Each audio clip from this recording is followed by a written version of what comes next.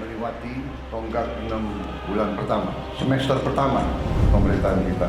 Dan sekarang tibanya kita melihat raport kita, apakah merah atau memuaskan, atau cukup memuaskan, atau sangat memuaskan. Pengendalian manajemen perekonomian kita cukup prudent, cukup hati-hati. Hasil keputusan kita terwujud, terlaksana, dan dirasakan oleh rakyat Indonesia. 6 bulan yang kita telah kerjakan, ternyata menurut saya kita boleh bangga dengan prestasi kita. Kabinet Merah Putih, saya merasa kita bisa mencapai ini karena kerjasama yang baik di antara kita.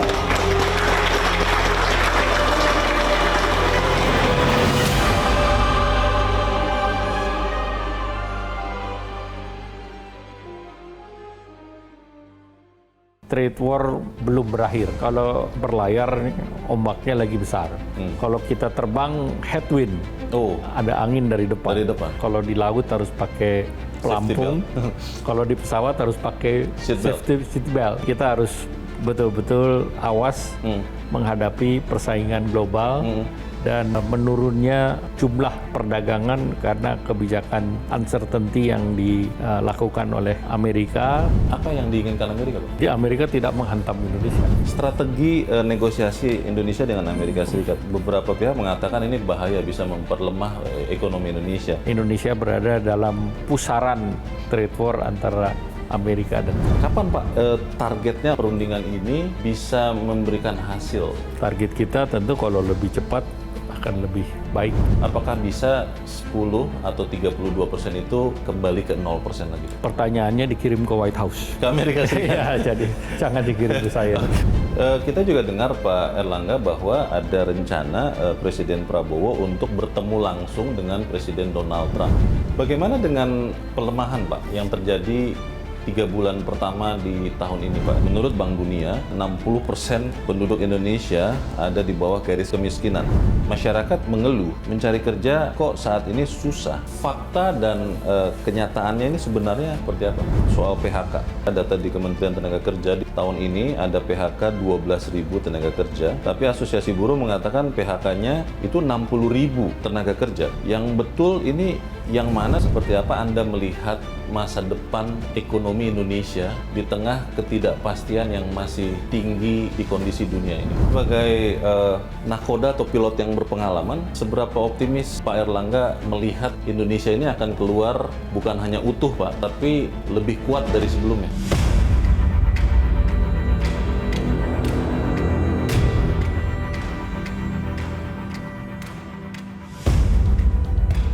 Dunia memasuki situasi genting. Indonesia pun memasuki situasi yang menentukan. Situasi genting global muncul dari medan perang tarif antara Amerika Serikat dengan Tiongkok.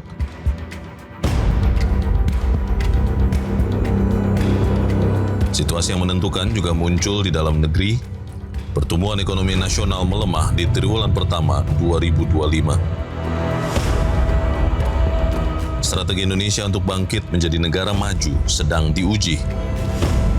Taktik Indonesia untuk melalui situasi genting sedang diuji.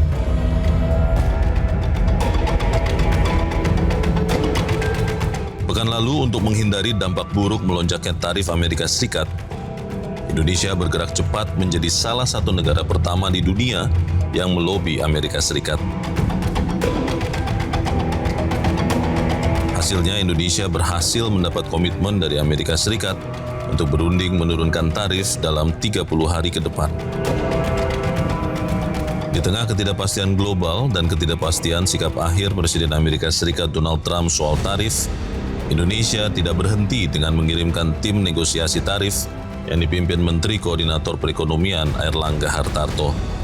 Bahkan Presiden Prabowo Subianto direncanakan akan menemui Presiden Amerika Serikat Donald Trump di Washington DC, Amerika Serikat, agar dampak buruk tarif tinggi Amerika Serikat tidak mengganggu perekonomian Indonesia. Di dalam negeri, pekan ini Badan Pusat Statistik mengumumkan pertumbuhan ekonomi kuartal pertama 2025 melemah atau minus 0,98%. Sepanjang triwulan pertama 2025, ekonomi Indonesia tumbuh 4,87%, lebih rendah daripada triwulan pertama tahun 2024 sebesar 5,11%. Dalam 4 tahun terakhir, pelemahan pertumbuhan ekonomi selalu terjadi di awal tahun. Namun kali ini, pelemahan ekonomi bersamaan dengan sorotan masyarakat terhadap masalah pemutusan hubungan kerja atau PHK, masalah pengangguran dan lapangan kerja, serta masalah kemiskinan. Persoalan PHK, pengangguran, dan kemiskinan menjadi persoalan semua negara di dunia. Semua negara juga punya potensi menjawab persoalan mereka. Bagi Indonesia, potensi menjawab masalah persoalan PHK, pengangguran, dan kemiskinan muncul dari data BPS bulan Mei ini. Beberapa sektor tumbuh tinggi. Sektor pertanian mencetak pertumbuhan tertinggi 10%, sektor jasa dan logistik tumbuh nyaris 10%. Beberapa kawasan juga mencetak pertumbuhan ekonomi di atas rata-rata nasional. Kawasan Sulawesi tumbuh 6,4%, jauh di atas angka nasional 4,87%.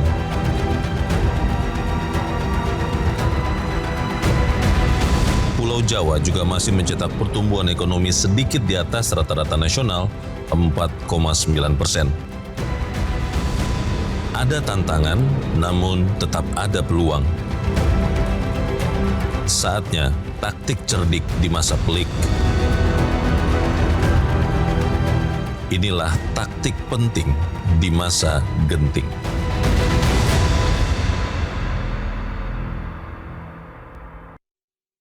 Selamat malam pemirsa. Berbicara soal ekonomi, kita mendengarkan banyak pertanyaan masyarakat, apakah ekonomi Indonesia saat ini dalam kondisi baik-baik saja, dan apakah akan terus baik-baik saja sepanjang tahun ini, atau ada kemungkinan sebaliknya. Jawaban pasti atas pertanyaan itu ada di tangan Menteri Koordinator Perekonomian Airlangga Hartarto, dan istimewa sekali, Top Ekonomi pekan ini mendapatkan kesempatan pertama wawancara bersama dengan Menteri Koordinator Perekonomian Airlangga Hartarto.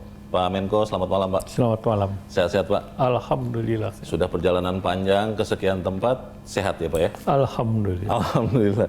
Ini kita bertanya Pak Airlangga karena di pekan lalu pada Top Ekonomi episode yang lalu ada tim Bapak nih yang ikut ke Amerika Serikat, Pak Rizal Malarangeng, yang menceritakan bagaimana suasana perundingan tarif Pak antara Indonesia dan Amerika Serikat itu digambarkan happy, full senyum, katanya begitu Pak Airlangga.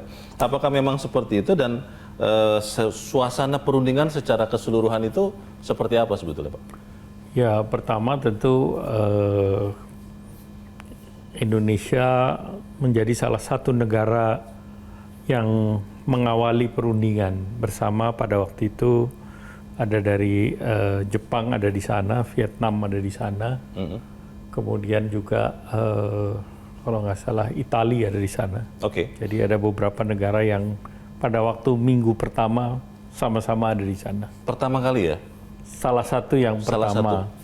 Dan Vietnam juga sudah berunding di sana, sehingga dengan Indonesia salah satu yang ketemu banyak pihak. Jadi Menteri Luar Negeri ketemu State Secretary Marco Rubio, saya ketemu dengan USTR, kemudian juga Commerce dan Treasury Secretary, kemudian juga ada ketemu dengan tim bertemu dengan National Economic Advisor-nya di sana.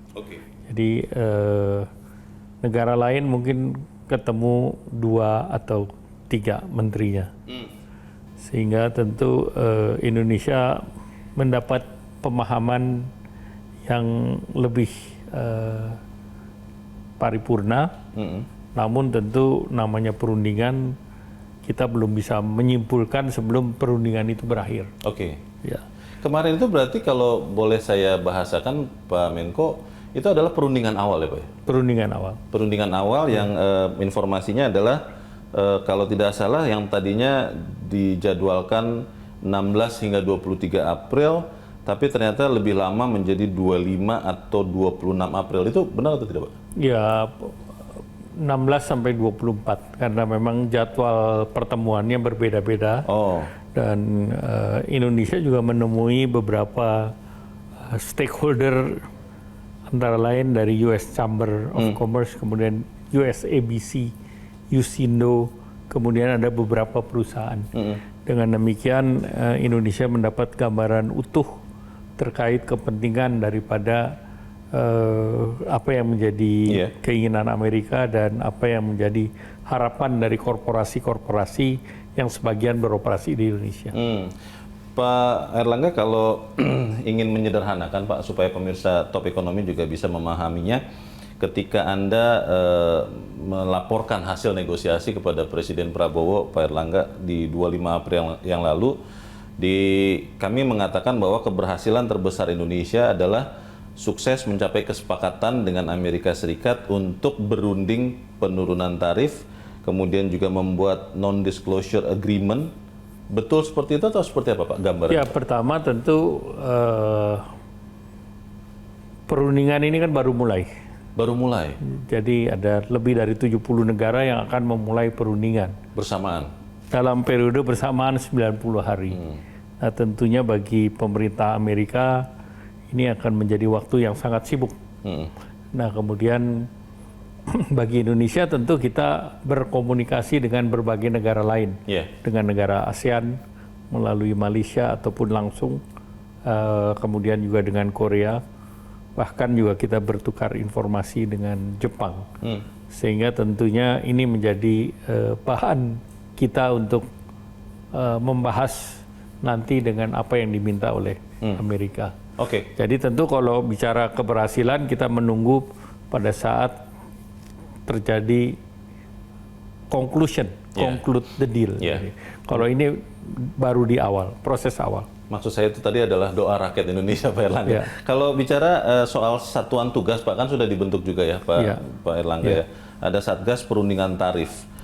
Ini Pak Menko yang memimpin. Iya, dengan dibantu dari kementerian terkait, dari perdagangan, dari Dewan Ekonomi Nasional, dari perindustrian, dari yang lain juga, dan yang ini, terlibat. Tim Satgas Perundingan Tarif inilah yang akan nanti bernegosiasi lanjutan. Yang bernegosiasi biasanya ada Chief Negotiator. Nanti kalau Satgas ini kan sebagai tim yang nanti akan menyesuaikan regulasi sesuai dengan arahan Bapak Presiden untuk melakukan deregulasi. Tapi Chief Negosiatornya nanti akan... Nanti Chief Negosiatornya akan ditentukan. Kapan Pak rencana putaran pertemuan yang akan masuk ke inti dari perundingan tarif ini, Pak Airlangga? Sudah dimulai. Sudah dimulai? Sudah dimulai. Maksudnya secara fisik atau? Kan kita metodenya macam-macam. Bisa fisik, bisa melalui saluran digital. Telekonferensi? Itu dilakukan bersamaan ya? Kapan Pak targetnya untuk kemudian perundingan ini bisa memberikan hasil, Pak Airlangga? Target Amerika 90 hari. Ya. Target kita, Pak? Target kita tentu kalau lebih cepat akan lebih baik kita. Target kita paling cepat 60 hari. Paling cepat 60 hari? Ya. Kalau target tarifnya ada tidak Pak untuk Indonesia, Pak? Karena ya kalau tarif sudah pasti targetnya turun. Seminimal mungkin? Ya turun seminimal mungkin. Tapi kan tarifnya ada tiga jenis tarif. Satu MFN, ini tidak dibahas. Most Favored Nation tidak dibahas. Yang kedua tarif sektoral. Tarif sektoral itu berlaku seluruh dunia. Nah, Amerika juga tidak membicarakan mengenai tarif sektoral. Yang dibahas mengenai tarif resiprokal. Jadi tarif resiprokal inilah yang kita dalam negosiasinya untuk menurunkan tarif sektoral tersebut. Itu yang artinya diberlakukan ke sekian negara, 10% termasuk Indonesia, Pak? Kalau 10 negara itu adalah seluruh negara diberlakukan. 10% ya? Ya. Indonesia itu hanya 90 hari. Ya. Sesudah itu nanti kita lihat dari hasil pembicaraan. Jadi kalau kemungkinannya Pak Menteri, apakah bisa 10 atau 32% itu kembali ke 0% lagi, Pak? Nah itu pertanyaannya dikirim ke White House. Ke Amerika Serikat. Ya, jadi jangan dikirim ke saya. Jadi kita pihak yang sedang berunding. Ini menarik karena Pak Erlangga mengatakan White House berarti Gedung Putih. Sebetulnya Pak, di dalam perundingan yang sudah berjalan, preliminary lah ya, kita bilang perundingan awal, yang paling menentukan itu sebenarnya siapa Pak? Apakah USTR, apakah Menteri Perdagangannya, apakah Menteri Luar Negerinya, apakah Menteri Keuangan, atau siapa Pak? Tergantung negara. Jadi masing-masing negara di-assign siapa yang akan menjadi diberi tugas oleh Amerika. Untuk Indonesia Pak? Untuk Indonesia kita berbicara dengan yang tadi. Oh, jadi semuanya? Ya, karena tentunya ini semuanya menjadi penting karena suara di Gedung Putih kan mendengar dari semua pihak. Baik. Kita juga dengar Pak Erlangga bahwa ada rencana Presiden Prabowo untuk bertemu langsung dengan Presiden Donald Trump. Itu akan jadi Pak untuk memperkuat misi dagang ini atau ya itu nanti akan diselesaikan, dijadwalkan sesudah perundingan mungkin menjelang akhir atau sudah berakhir. Itu berapa lama Pak kira-kira? Ya time frame-nya kan Amerika 90 hari. Maksimal 90 hari ya? Ya. Jadi dalam waktu bulan-bulan ini mungkin bulan depan itu akan terus intensif Pak? Kalau perundingan akan terus berjalan. Kedatangan atau pertemuan dua presiden? Dua presiden tentu kita mengharapkan kalau sudah ada sesuatu yang baru konklusif, baru difinalisasi, diagendakan. Baik.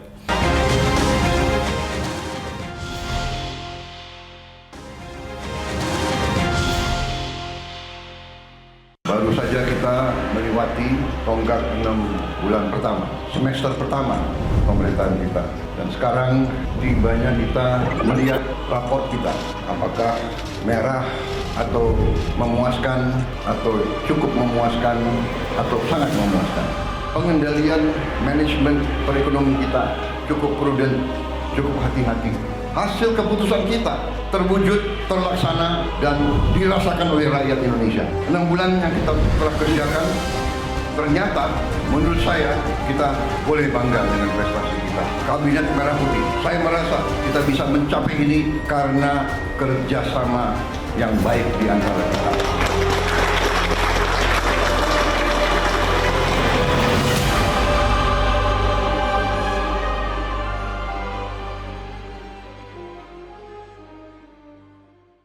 Kita akan beralih Pak Menko kepada pertumbuhan ekonomi Pak. Kita melihat bahwa karena ketegangan perang dagang Amerika Serikat dan Tiongkok, Bank Dunia dan IMF itu sama-sama merevisi turun Pak pertumbuhan ekonomi Indonesia dari yang awalnya diperkirakan 5% menjadi 4,7. Tapi kalau kita melihat pemerintah, Menteri Keuangan Pak Menko, Bu Sri Mulyani tetap yakin bahwa Indonesia tahun ini akan tetap tumbuh 5%. Evaluasi dari Kementerian Koordinator Perekonomian itu yang mana Pak yang akan kemungkinan tercapai? Ya tentunya kemungkinan tercapai nanti hasilnya diketahui sesudah bulan Desember 2025. Betul, ya kan? betul. Tetapi dari segi berbagai lembaga itu menilai pertumbuhan ekonomi kita 4,7 sampai 5%. Masih ada termasuk Bloomberg masih bicara 5%. Oke. Jadi tentu kita melihat di kuartal pertama ini kita tumbuhnya 4,86, di mana 4,86 ini relatif di antara G20 kita hanya di bawah China, dan di negara ASEAN hanya di bawah Vietnam. Negara lain seluruhnya di bawah pertumbuhan ekonomi Indonesia. Jadi kita menunjukkan di dalam situasi ketidakpastian, ekonomi Indonesia menunjukkan resiliensi, jadi mempunyai daya tahan yang cukup tinggi. Bagaimana dengan pelemahan Pak yang terjadi 3 bulan pertama di tahun ini Pak? Ini kan data BPS baru memperlihatkan juga ya Pak, ada pertumbuhan yang ternyata melemah walaupun memang tidak sampai 1% quarter on quarter. Seperti apa pemerintah atau Kemenko Perekonomian melihatnya Pak Erlangga? Ya tentu kita lihat per komponen, kita lihat komponen pertumbuhan dari segi konsumsi relatif masih sedikit di atas pertumbuhan ekonomi, 0.02%. Jadi itu menunjukkan resiliensi daya beli kita masih punya daya tahan. Kemudian dari segi sektoral, kita melihat kayak sektor mamin masih positif. Makanan minuman ya? Makanan minuman, walaupun kita melihat sektor daripada perhotelan itu tertekan. Kemudian kita juga melihat sektor daripada pertanian itu tumbuh double digit, 10%. Itu sangat baik sekali karena berarti panen raya kita berhasil dan itu mendorong petani kita juga memperoleh nilai tukar yang lebih baik. Jadi itu saya pikir itu sangat positif. Kemudian kita juga melihat sektor tekstil dan pakaian jadi juga masih tumbuh di 4,28%. Jadi juga ini satu tanda yang baik. Kemudian barang-barang alas kaki itu juga tumbuh 6,83%. Jadi sektor-sektor yang padat karya juga relatif masih baik, bertahan ya? Masih bertahan. Baik. Pak Menteri, kalau kita bicara dampak perang dagang, Pak, kita melihat hubungan dagang Indonesia dengan Amerika Serikat itu memang ekspor Indonesia hanya sekitar 2% dari total PDB Indonesia. Tapi kalau kita lihat nominalnya itu sekitar 400 triliun rupiah, Pak, besar.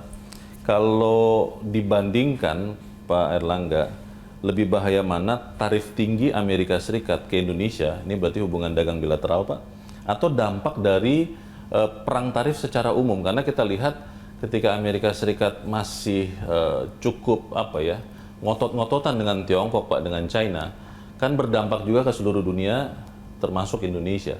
Yang mana, Pak, yang lebih harus diwaspadai? Dua-duanya harus diwaspadai karena tarif yang dikenakan Amerika kan across the board. Jadi tidak hanya dengan Indonesia tapi to the rest of the world. Jadi kalau kita lihat perdagangan dunia itu 87% itu bukan Amerika. Jadi Amerika sekitar 13% dari total trade dunia. Nah, tentu bagi Indonesia adalah bagaimana membuka hubungan dengan 87% dunia. Dan salah satu yang ASEAN kuat yaitu perjanjian Regional Comprehensive Economic RCEP ya? RCEP partnership, di mana itu dulu diinisiasi Indonesia, sudah diadopsi. Nah, itu masuk di dalamnya China, kemudian juga ada Jepang, ada Korea, ada Australia, ada New Zealand. Sehingga kue ini harus diperbesar. Tadi yang kekurangan kita yang 2%, kalau di 87% ini bisa tumbuh 2%, tentu jatah ekspor kita terkompensasi. Nah, itu yang menjadi arahan pemerintah. Namun di lain pihak saat sekarang terjadi quote unquote tarif antara Amerika Cina kan relatif tinggi. Dan itu mengakibatkan kedua negara trade-nya berhenti. Nah, ada produk-produk China yang membutuhkan pasar baru. Nah, pasar baru di luar Amerika yang menarik buat China tentunya pasar ASEAN. Nah, tentu kita juga harus menjaga agar jangan sampai barang-barang ini membanjiri ya. Ada barang-barang dumping. Sehingga kita harus mempersiapkan diri. Industri kita berdaya saing dan safeguard juga harus diperhatikan.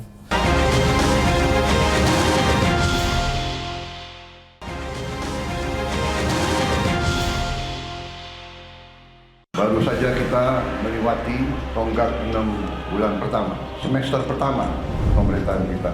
Dan sekarang tibanya kita melihat raport kita, apakah merah atau memuaskan, atau cukup memuaskan, atau sangat memuaskan. Pengendalian manajemen perekonomian kita cukup prudent, cukup hati-hati.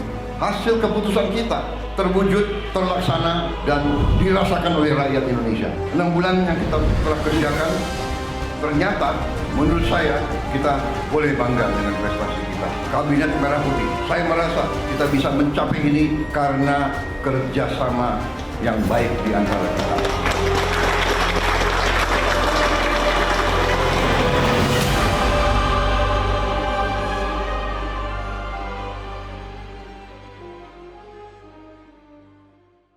strategi negosiasi Indonesia dengan Amerika Serikat, Pak, ini saya ingin memastikan beberapa pihak mengatakan ini bahaya, bisa memperlemah ekonomi Indonesia. Ada 3 yang mau saya sebutkan. Yang pertama adalah Indonesia akan membeli produk pangan Amerika Serikat. Yang kedua, mempermudah prosedur impor untuk produk hortikultur Amerika Serikat. Yang ketiga, katanya ini Pak Airlangga, hapus TKDN untuk produk telekomunikasi dan elektronik. Ini memang benar akan ditawarkan dan ini tidak akan menghantam produk dalam negeri, Pak?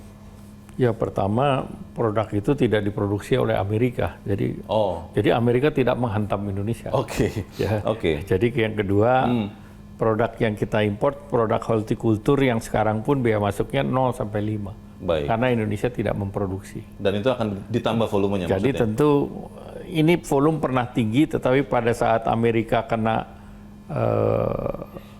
penurunan, maka itu switch ke negara lain. Jadi tentu itu bisa kembali karena selama harga komoditasnya kompetitif.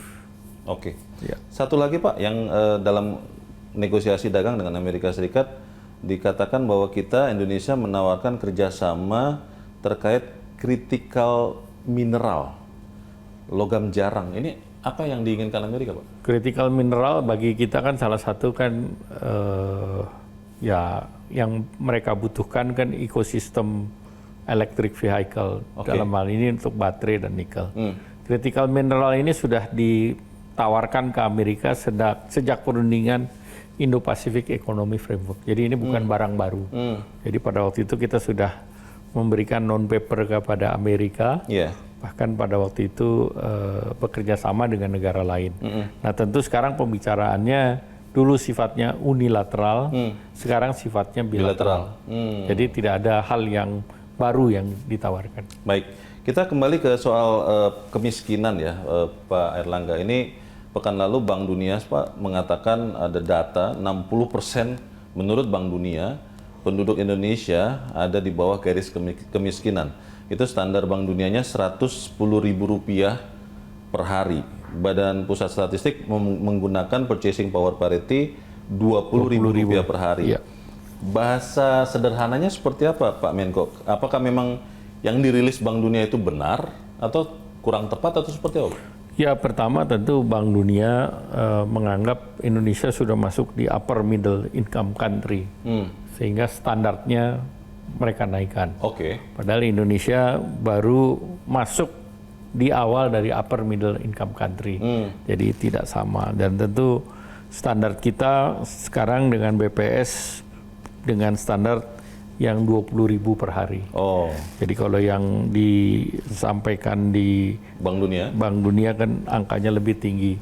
Jadi kalau per bulannya kita masih sekitar 550.000 per bulan, sedangkan Bank Dunia sudah 3,5 juta.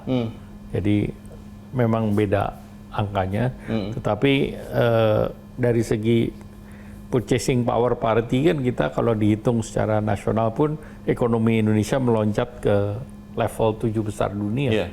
Jadi menurut saya Bank Dunia terlalu tinggi lah pasangnya. Menetapkan standarnya. Kalau kita lihat berbasis kepada harga satu buah McDonald dibandingkan di Amerika itu juga ada perbedaan. Hukum McDonald's itu ya Pak ya, untuk membandingkan kekuatan daya beli. Kalau pakai McDonald currency juga berbeda, jadi nggak bisa disamakan itu dengan apa yang diminta oleh Bank Dunia. Terkait dengan kondisi ekonomi Pak, soal PHK, pemutusan hubungan kerja, data di Kementerian Tenaga Kerja di triwulan pertama tahun ini ada PHK 12.000 tenaga kerja, tapi Asosiasi Buruh mengatakan PHK-nya itu 60.000 tenaga kerja.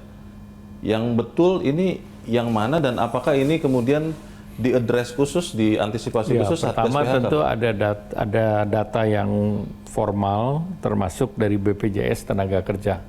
Karena seharusnya yang di PHK itu mendapatkan jaminan kehilangan pekerjaan. JKP. Ya, jadi dengan data tersebut. Nah tentu Satgas PHK akan melihat apakah sektor daripada yang terkena PHK sudah mempunyai asuransi jaminan sosial tenaga kerja BPJS Naker atau belum. Nah ini nanti yang akan terus dilihat. Tetapi yang paling penting bagi pemerintah, kita di kuartal pertama ini bisa menciptakan pekerjaan sebesar 594.104 dari industrinya baik PMDN maupun PMA. Artinya job creation itu tumbuh di kuartal pertama juga. Baik. Ini terkait investasi, Pak Erlangga. Menteri Investasi dan Hilirisasi pekan lalu menyatakan realisasi investasi Indonesia triwulan pertama tahun ini hampir 500 triliun rupiah, dari target setahun ini adalah 1.900 triliun rupiah. Triwulan pertama menyerap hampir 600.000 tenaga kerja. Barusan Pak Erlangga juga sampaikan, Wakil Menteri Tenaga Kerja bilang katanya lapangan pekerjaan di mana-mana. Tapi Pak, masyarakat mengeluh mencari kerja kok saat ini susah. Fakta dan kenyataannya ini sebenarnya soal lapangan kerja ini seperti apa? Ya, seperti tadi dikatakan, fakta itu kan dari investasi PMA dan PMDN itu sudah menyerap tenaga kerja yang besarannya mendekati 600.000, 594. Kemudian fakta juga bahwa makanan minuman industrinya tumbuh di tahun 2024 sebesar 5,9%. Itu jauh lebih tinggi daripada pertumbuhan ekonomi. Kemudian sektor padat karya lagi, tekstil dan produk tekstil tumbuh 4,26%. Kemudian sektor padat karya lain seperti kulit, alas kaki tumbuh 6,83%. Sektor furniture tumbuh 2%. Artinya kalau tumbuh itu adalah menciptakan lapangan kerja, dia growth. Nah tentu yang sektor informal yang tidak terekam itu nanti kita akan bahas di Satgas Ketenagakerjaan dan kita akan mencarikan pekerjaan apa yang terbuka lowongannya, dan mereka yang terkena PHK akan dilakukan training yang diharapkan sesuai dengan demand job yang berbeda. Tentu ya demand job yang berbeda itu harus juga ada fleksibilitas mengenai tempat. Berarti harus ada kesiapan untuk retraining dan kesiapan untuk bekerja di tempat lain. Nah, sehingga dengan demikian yang terkena PHK kan mendapatkan kesempatan 6 bulan dengan aturan JKP, gajinya tetap diberikan sebesar 60%. Jadi ditambah, dia tetap terima gaji untuk 6 bulan, untuk 60% dari gaji yang mereka terima sebelumnya, plus dilakukan pelatihan sehingga diharapkan pekerjaan baru ini akan mampu menyerap mereka-mereka ini. Pak Menteri, soal investasi pada saat tadi ya, Anda mengatakan juga sudah bertemu perusahaan-perusahaan Amerika Serikat, Pak, di Amerika. Ada investasi perusahaan Indonesia di Amerika Serikat, persisnya di Louisiana State, Pak, $2 miliar. Perusahaan apa lagi dari Indonesia, Pak, yang akan berinvestasi di Amerika, dan seberapa antusias perusahaan Amerika itu investasi di Indonesia saat ini, Pak? Ya tentu kalau perusahaan Amerika di ekstraktif industri mereka sangat komitmen. Jadi seperti Exxon Mobil mereka sudah akan invest sekitar $5 billion. Dan kita baru-baru saja kan Freeport juga baru ekspansi. Jadi mereka yang sudah di Indonesia mereka bullish untuk menambah investasi. Dan kemudian mereka-mereka yang di pulau invest di free trade zone di Batam, terutama untuk semikonduktor, mereka sudah mulai melirik Batam untuk semikonduktor dan untuk solar panel. Jadi, dan kemarin delegasi daripada Korea juga diterima oleh Pak Presiden. Mereka juga komit akan investasi dalam jumlah yang relatif besar. Baik.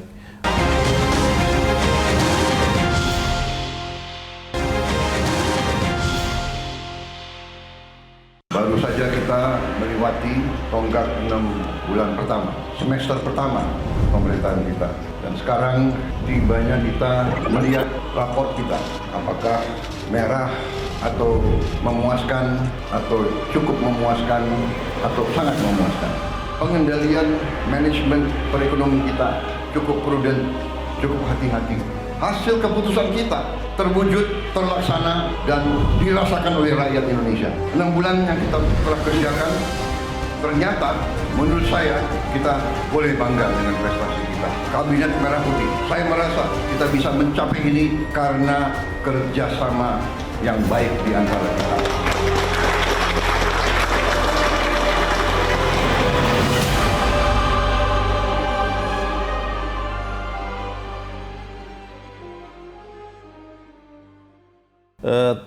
Ini 2 pertanyaan terakhir Pak, terkait dengan Satgas, kan ada 3 ya Pak, terkait dengan perundingan Indonesia Amerika. Ada Satgas perundingan, ada Satgas kesempatan kerja dan mitigasi PHK, juga Satgas deregulasi.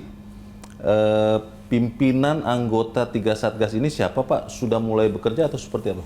Ya, ini sekarang sedang proses untuk Bapak Presiden menandatangani. Oh, oke. Dan sekarang kalau deregulasi kita sudah mulai jalan, dan dalam waktu singkat mungkin akan diumumkan oleh Menteri Perdagangan paket ekonomi yang di-launching. Ya. Ya.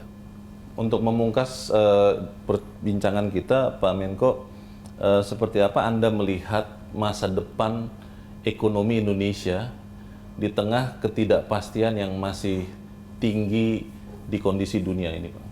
Ya, pertama kalau kita berlayar, ombaknya lagi besar. Sedang besar-besar ini. Besar, ya. Kalau kita terbang headwind, ada angin dari depan. Dari depan. Jadi tentu kecepatan tidak bisa kita pacu seperti yang kita perlukan. Dan yang kedua, udah pasti harus pakai, kalau di laut harus pakai pelampung, kalau di pesawat harus pakai seat belt. Oke. Jadi kita harus betul-betul awas menghadapi persaingan global dan menurunnya jumlah perdagangan karena kebijakan uncertainty yang dilakukan oleh Amerika, ditambah lagi trade war belum berakhir dan Indonesia berada dalam pusaran trade war antara Amerika dan China. Tapi sebagai nakoda atau pilot yang berpengalaman, seberapa optimis Pak Erlangga melihat Indonesia ini akan keluar bukan hanya utuh Pak, tapi lebih kuat dari sebelumnya? Jadi perundingan SEPA akan diselesaikan. Oke. Jadi tadi saya bicara dengan komisioner dari EU, semangatnya sama. Karena kita masuk dalam teritori yang uncharted territory ini yang semua juga tidak tahu. Iya. Tetapi yang pasti kalau kita dengan 87% perdagangan dunia ini bisa bekerja sama, tentu pasar ini bisa kita dorong. Oke. Jadi EU SEPA itu sudah menjadi prioritas Indonesia dan prioritas Eropa. Kemudian yang kedua, Eurasia, negara-negara Rusia dan negara sekitarnya di situ, kita juga akan finalisasi. Kemudian kita juga akan membuka pasar baru melalui CPTPP. Jadi CPTPP itu akan membuka pasar di Inggris maupun di Meksiko. Jadi target kita memang memperluas pasar. Jadi kalau kita melihat epicentrumnya di Amerika untuk ketidakpastian dan gejolak ini, maka kita mencari daerah lain yang kita bisa masuki. Baik, itu kita harap betul-betul Pak Menko benar-benar akan terlaksana supaya kemudian ekonomi Indonesia bisa tetap aman. Semoga di atas 5% untuk tahun ini. Terima kasih Pak Erlangga Hartarto. Dan pemirsa, demikianlah perbincangan saya bersama Menteri Koordinator Perekonomian Erlangga Hartarto. Kami berterima kasih Anda sudah menyimak Top Ekonomi pada malam ini. Sampai berjumpa di Top Ekonomi berikutnya. Saya Leonard Samosir, selamat malam.